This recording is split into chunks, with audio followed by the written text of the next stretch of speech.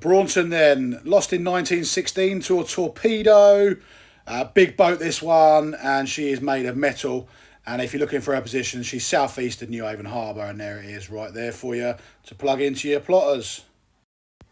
So big thanks to our friends over at Beauty Wreck Divers for this footage. I have asked before, for those that wonder whether I've just copied someone else's footage, I do have permission for these.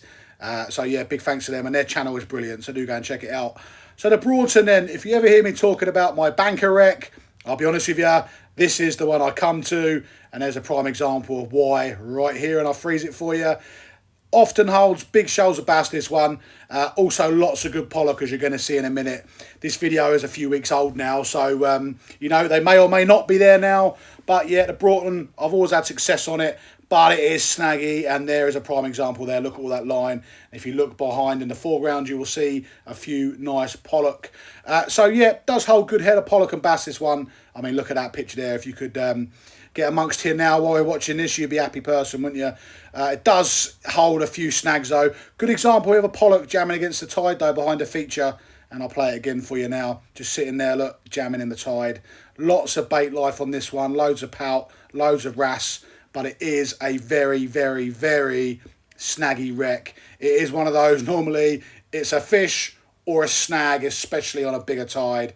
Now, you know, I don't mind bigger tides, but there's patches where you can get away with it. Like here now, if you look, if you was coming down the middle of that, you could bounce up and down on that and you wouldn't get snagged up. Another nice pollock there, look, under the overhang.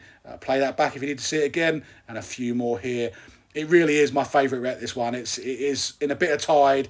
Doesn't fish particularly well at slack water for whatever reason, but in a bit of tide, you can normally snatch a good few fish off of this, even on a bad day.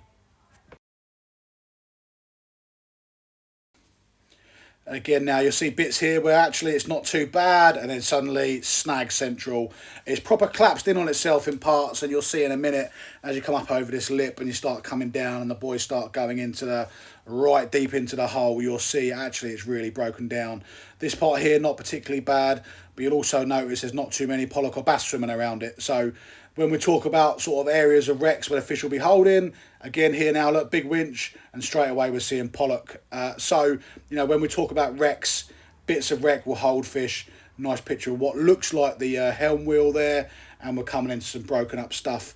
Now, I've never fished this wreck for eels because it sits east to west, as we'll see in a minute.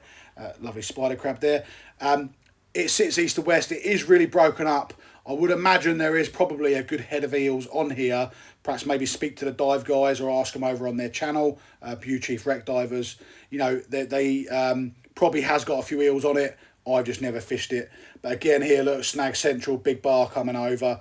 Loads of little bits here. If you're dropping your lure up and down, which you do when you're wrecking, it's not hard to see. I bet there's an eel in there. It's not hard to see when you're bringing it back up how easy it will be to snag on. And there is actually a few slow jigs and lures dotted around this video if you can find them. If you do see them, drop it in the comments for me, whereabouts. And we'll see what we can do. Perhaps we'll sort you out a prize. However, like I said, you know, ribs here, look at that. Crying out for a snag in there, innit, eh? But really good wreck to fish.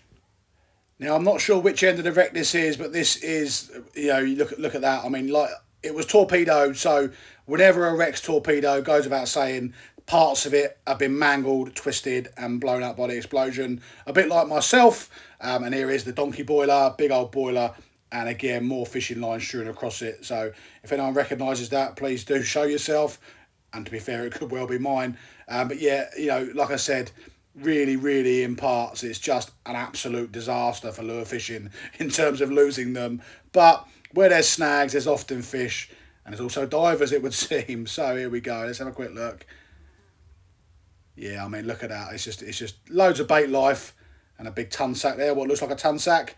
A few lobsters about here as well on this one. But yeah, nothing else really to be said on it. My banker wreck. And that's saying something because I do fish a lot of them and I really like this wreck. Let's have a look at Navionics.